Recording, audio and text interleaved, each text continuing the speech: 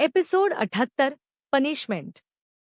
आराध्या जैसे तैसे करके लिए उन दोनों को वहां से भगा देती है। वहीं विहान दरवाजे पर खड़ा होकर उसे देखने लगता है। अब तुम्हें क्या चाहिए? आराध्या इरिटेट होकर पूछती है। तुम इतनी परेशान क्यों हो? क्या तुमने अपने रूम के किसी को छुपाया है? विहान उसके पीछे झांकते हुए कहता है। तुम्हारा दिमाग तो ठीक है ना? मैं किसी को क्यों छिपाऊंगी यहाँ पर? आराध्या दरवाजे पर अड़ते हुए कहती है। वहीं विहान जबरदस्ती रूम में आने की कोशिश करने लगता है, जबकि आराध्या उसको वहां से भगाने की। तभी उनके कानों में अवधेश की शरद आवाज गूंजती है। फिर विहान की तरफ देखते हुए, तुम दोनों शांति से नहीं रह सकते हो, और तुम यहाँ क्यों आए हो? विहान जिसे जिसे कुछ अंदाजा था अपने भाई के यहाँ आने का, उसके सवाल को नजरअंदाज करते हुए टीच करने लगता है। बिग ब्रो, अब मुझे समझ में आया कि आपने मुझे पूरी शूटिंग यूनिट के लिए ये कॉटेज अरेंज करने के लिए क्यों कहा था। आप सिली से मिलना चाहते थे इसलिए न? वैसे इतनी देर से आप दोनों दरवाजा नहीं खोल रहे थे। क्या कर रहे थे आप दोनों? विहान के एक्सप्रेशन ऐसे थे कि वो आज अवधेश को इस बात के लिए ठीक ठाक टीच करने वाला हो।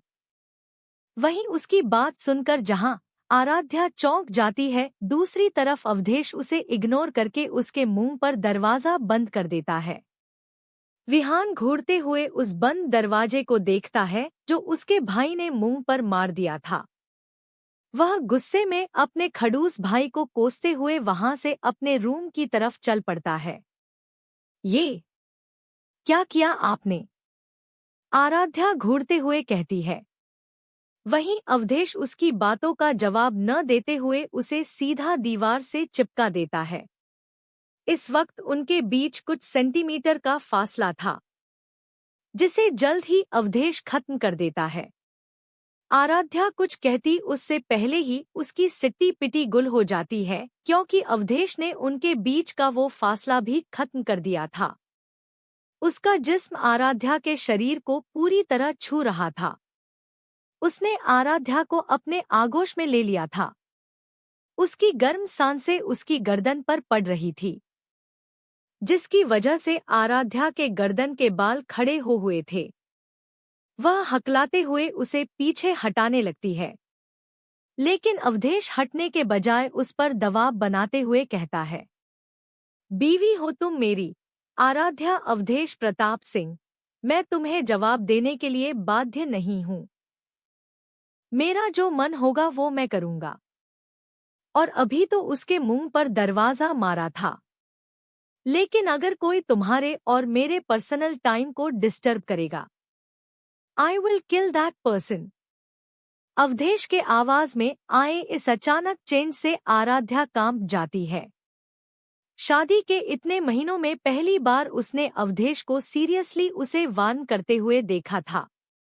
वह गहरी सांसें लेकर खुद को हैंडल करने की कोशिश कर रही थी, जिसकी वजह से आराध्या का सीना अवधेश को स्ट्रॉन्ग चेस्ट से टकरा रहा था, जिसकी वजह से अवधेश की लोअर बॉडी रिएक्ट करने लगी थी।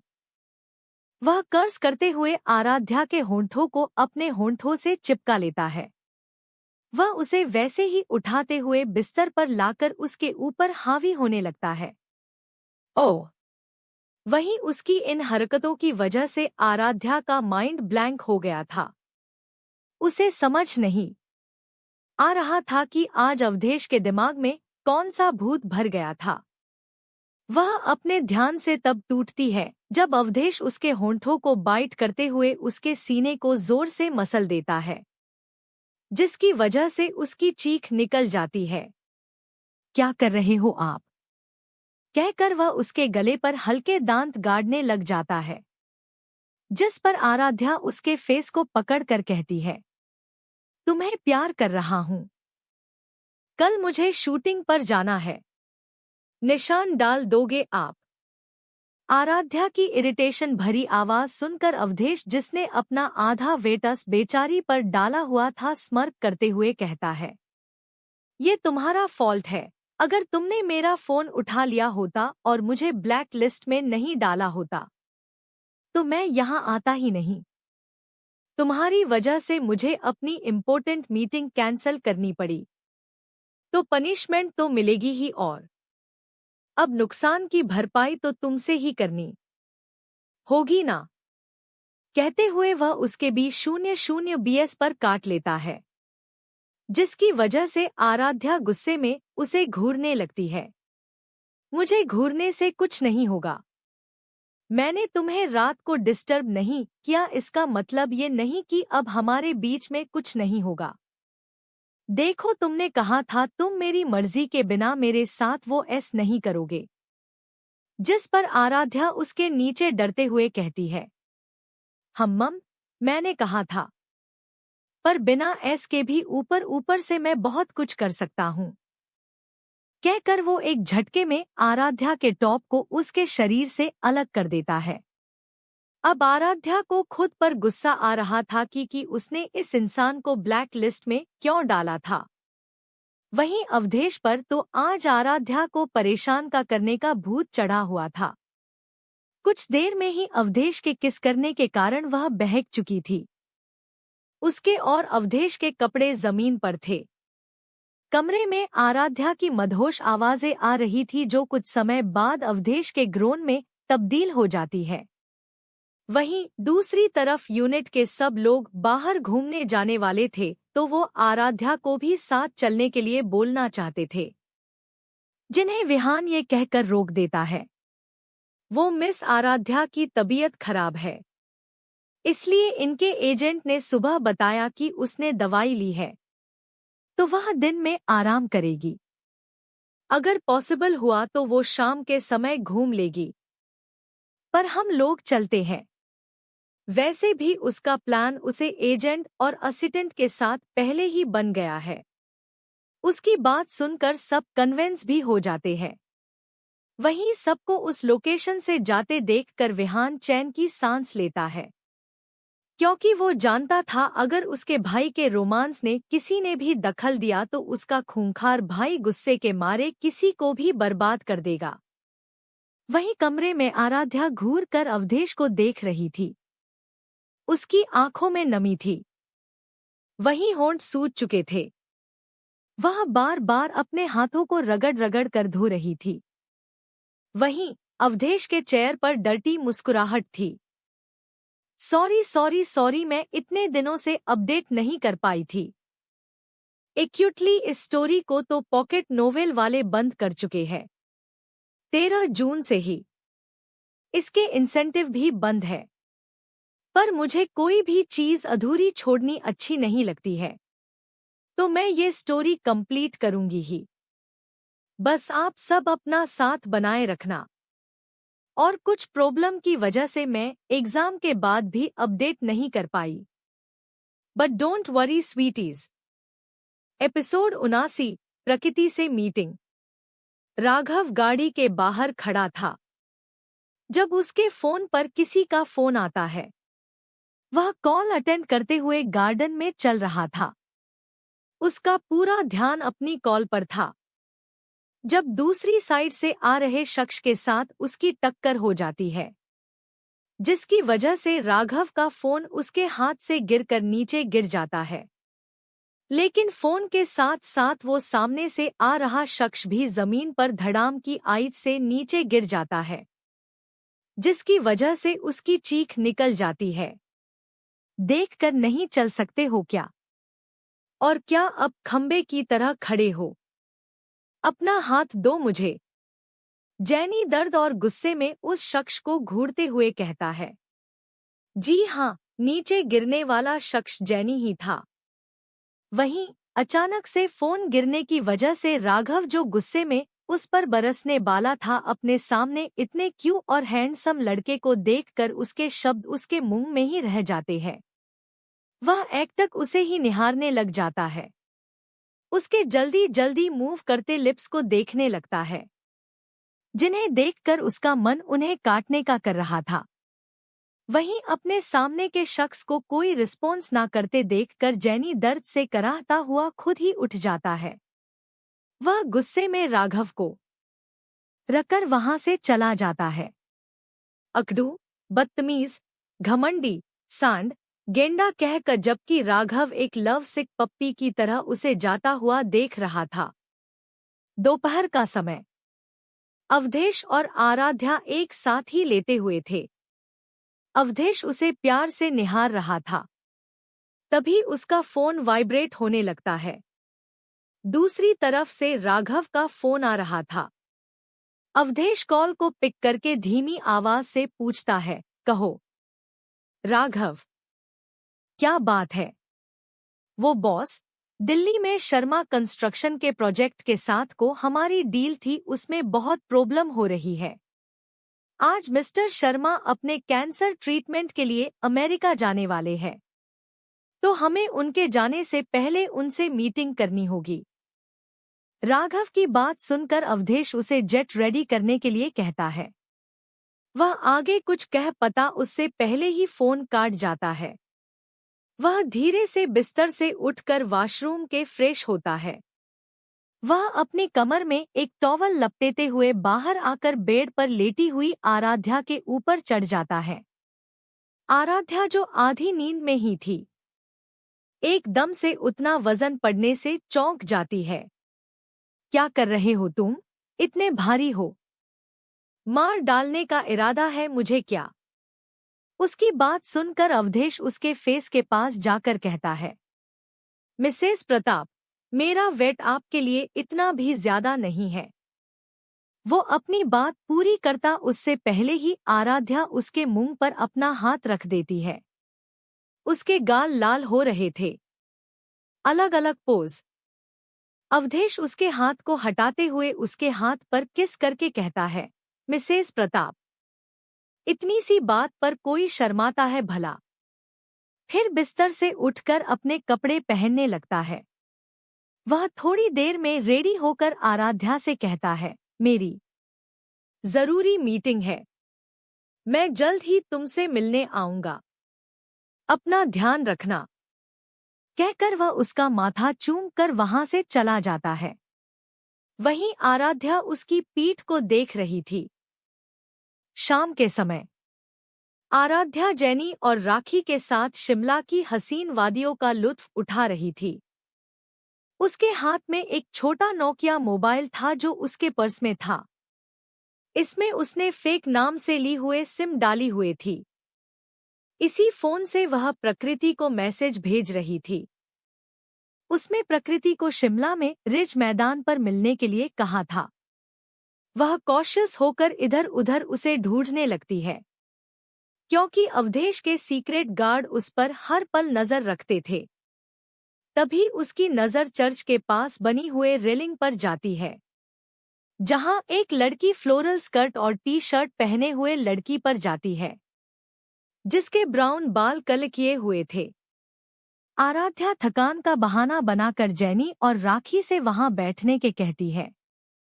जब वो उस जगह देखते हैं तो वहां पर एक ही इंसान के बैठने को जगह थी। इसलिए जेनी और राखी आराध्या को वहां बैठने का बोलकर उसके लिए पानी की बोतल लाने के लिए वहां से चले जाते हैं। वहीं आराध्या खुद को थका हुआ दिखाते वहां पर बनाए हुए बेंच पर बैठ जाती है, जिस पर वह फॉरेनर सी दिखने वाली लड़की बैठी हुई थी। आराध्या चेहरे पर मास्क लगाए हुए उसके साथ बैठ जाती है। तुम और मास्टर कैसे है? आराध्या सामने देखते हुए कहती है। वहीं किसी की आवाज सुनकर वह लड़की चौंकनी हो जाती है, लेकिन उसके फेशियल एक्सप्रेशन से कोई ये बात नहीं जान सकता। रिलैक्स, मैं ही सरगुन हूँ, आराध्या उसे आश्वस्त करते हुए कहती है। वहीं वह लड़की थोड़ी देर उसे एग्जामिन करती है। उसने पहले भी आराध्या को देखा था जब वह जेनी और राखी के साथ फोटो ले रही थी, लेकिन जहां तक मैं जानती हूँ, सरगुन मेहता मर चुकी है। वहीं प्रकृति के बात सुनकर आराध्या को ठंडा पसीना पड़ जाता है। अगर तुम्हें यकीन नहीं है तो मैं कुछ नहीं कर सकती हूँ। मैं सिर्फ बता सकती हूँ कि मैं ही सरगुन मेहता हूँ। उसकी बात सुनकर प्रकृति हल्के हंसते हुए कहती है, तुम्हारा एटीट्यूड भी उसकी तरह है। खैर, मैं तुमसे कुछ सवाल पूछना चाहती हूँ। एपिसोड 80। प्रकृति पहुंची आराध्या के कमरे में। 2 दिन बाद आराध्या से प्रकृति की मुलाकात के बाद बेचैन सी रहने लगी थी। हालांकि वो शूटिंग में अपना 100% दे रही थी, लेकिन हर पल एक अनजान भय उसको लगा ही रहता था। फ्लैशबैक। आराध्या और प्रकृति एक बेंच पर बैठी हुई थी। आराध्या ने मास्क लगाया हुआ था, वहीं प्रकृति ऐसे प्रिटेंड कर रही थी कि वो फोन पर बात कर रही है। जब प्रकृति को यकीन हो जाता है कि साथ बैठी लड़की सरगुन ही है तो वह राहत की सांस लेती है। तुम कैसी हो और तुम्हारा इतना वजन कैसे कम हो गया? प्रकृति फोन पर बात करते हुए पूछती है, जिस पर आराध्या गहरी सांस लेकर धीमे से कहती है, बहुत लंबी कहानी है, कभी फुर्सत से बताऊंगी। उससे पहले मुझे रौनक और निकिता की पूरी जानकारी चाहिए। आंखें खुल रही है। मैंने तुमसे पहले ही कहा था कि वो लड़की नागिन है, तुम्हें ही डस लेगी। अब जाकर तुम्हारी पर तुम्हारे ऊपर तो उसकी दोस्ती की खुमारी चढ़ी हुई थी, और वह रौनक बॉस के तुड़कों पर पल रहा था। वो इतने एहसान फरामोश निकलेगा मैंने कभी सोचा भी नहीं था। जिस पर आराध्या शांत होकर कहती है, डांट वरी, सबको अपने कर्मों का हिसाब देना होगा, और उन्हें गुनाहों की सजा तो मैं उन्हें खुद दूंगी। पर तुम अब तो बता दो कि मेरे डैड कौन है और मास्टर कहाँ है। तुम्हारे डैड एक पावरफुल माफिया निशिकांत ठाकुर है। तुम उनकी बीवी की इकलौती निशानी हो उनके पास, जिसे वो अपनी जान से ज्यादा प्यार करते हैं। तुम्हें सुरक्षित रखने के लिए ही उन्होंने तुम्हें मेहता परिवार तक पहुंचाया था। फिर गहरी सांस लेकर के, लेकिन उन्हें क्या पता था कि अपने दुश्मनों से तो उन्होंने तुम्हें बचा लिया, लेकिन मेहता परिवार की दुश्मन तुम्हारे पीछे लग जाएंगे। इसलिए जब तुम पर हमले हुए उन्होंने हमें तुम्हारी सुरक्षा के लिए भर्ती किया था, लेकिन तुम्हारे गायब होने के बाद वो किसी शिकारी की तरह हमें ढूंढ रहे हैं। मेहता परिवार और निशिकांत ठाकुर पागलों की तरह हमें ढूंढ रहा है, इसलिए हमें छिपकर रहना पड़ रहा है। उनके एक हमले में तुम्हारे मास्टर घायल हो गए हैं, इसलिए वो तुमसे मिलने नहीं आ पाए। उसकी बात सुनकर आराध्या परेशान हो जाती है। वहीं उसके दिमाग में एक प्रश्न छनकता है, क्या मतलब मेरे गायब होने से, और मास्टर को क्या हुआ? प्रकृति उसको जवाब दे पाती उससे पहले ही उसकी नज़र जैनी और राखी पर पड़ती है, जो उनकी तरफ आ रहे थे। प्रकृति जल्दी से फोन पर बात करते हुए, ठीक है, ठीक है, मैं 2 दिन बाद तुमसे मिलूंगी। मुझे भी तुम्हारी बहुत याद आई, कहते हुए ही वहां से निकल जाती है। वहीं जैनी भी पानी की बोतल लिए उसके पास पहुंच जाता है। Flashback and. वहीं दूसरी तरफ मूवी की शूटिंग के बाद अगले हफ्ते आराध्या को एक नॉन प्रॉफिट इवेंट में भाग लेना था, जिसके लिए वह विहान के साथ मुंबई जाने वाली थी। यह इवेंट विहान की कंपनी कुछ और ऑर्गेनाइजेशन के साथ मिलकर ऑर्गेनाइज कर रही थी, जिसमें दूसरे कई सारे सुपरस्टार आने वाले थे। अवधेश से बात करते हुए अपने रूम की तरफ बढ़ रही थी। आराध्या फोन पर, मैंने तुम्हारे लिए भेजा है, देखना और बताना कैसा लगा तुम्हें। अवधेश आराध्या को कहता है। आराध्या उसकी बात सुनकर जैसे ही अपने कॉटेज का दरवाजा खोलती है, वह चौंक जाती है, क्या हुआ तुम्हें? उसकी शॉक्ड आवाज सुनकर अवधेश उससे पूछता है। वहीं दूसरी तरफ आराध्या खुद को संभाल कर कहती है, कुछ नहीं हुआ, मैं तो खुशी की वजह से चौंक जाती हूँ। मुझे नहीं पता था आप मेरे लिए मेरे फेवरेट कुकीज भेजेंगे। आराध्या कमरे को बंद करते हुए कहती है। वहीं उसकी बात सुनकर अवधेश उसे रेस्ट करने के लिए कहता है।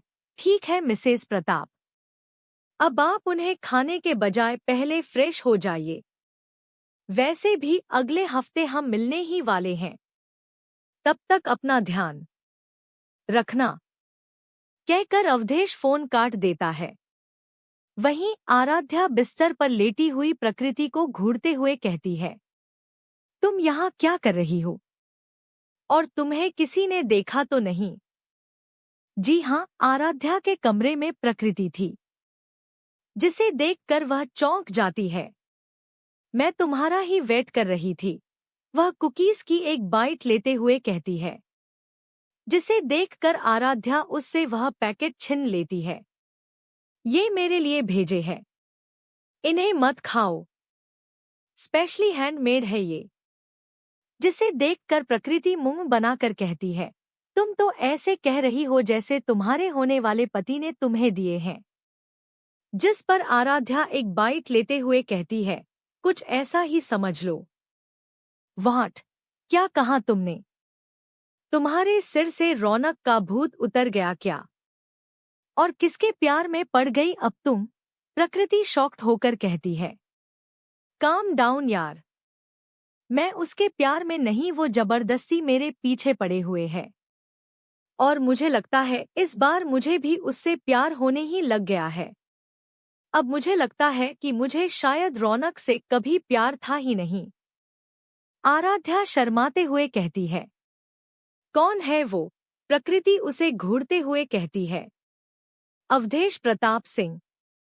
उसकी बात सुनकर प्रकृति के मुंह से हकलाते हुए कुछ शब्द निकलते हैं। क्या कहा तुमने? The great business tycoon Awadhesh Pratap Singh. हम कहते हुए आराध्या के गाल लाल हो जाते हैं। वो दोनों बातें ही कर रही थी जब आराध्या के कमरे का दरवाजा नोक होने लगता है। वहीं आराध्या जल्दी से उसे छिपने के लिए कहती है, जिस पर प्रकृति जल्दी से कपबोर्ड में छिप जाती है। आराध्या प्रकृति के वहां आने के ट्रेसेज को साफ करके दरवाजा खोल देती है। उसके सामने दरवाजे पर विहान खड़ा हुआ था। तुम यहाँ क्या कर रहे हो? उसकी बात सुनकर विहान अपनी गर्दन पर हाथ फेरते हुए कहता है, वो एक्चुअली मेरे वॉशरूम में पानी नहीं आ रहा था, इसलिए मैं तुम्हारा वॉशरूम यूज करने के लिए आया था, कहकर वह रूम के अंदर आ जाता है। वह जल्दी से पूरे रूम को स्कैन करने लगता है, फिर बाथरूम में घुस जाता है। वहीं उसकी इस हरकत पर आराध्या उसे घूरते हुए अवधेश को कॉल लगा देती है। तुम्हारा भाई मेरे कमरे में आया है। वह आधी रात को एक लड़की के कमरे में आया है। लोग क्या सोचेंगे मेरे बारे में कि मैं कितनी घटिया। उसकी बात पूरी होती उससे पहले ही अवधेश उसे रोकते हुए अपनी शरद आवाज में कहता है, उसे फोन दो। आराध्या दरवाजे को नोक करके विहान को आवाज देते गए कहती है, अभी तुमसे बात करना चाहते हैं, दरवाजा खोलो और बात करो उनसे। कहते हुए आराध्या डोर एक बार फिर नोक करती है। वहीं बाथरूम के अंदर कमोड पर बैठा विहान अवधेश को ही कोस रहा था।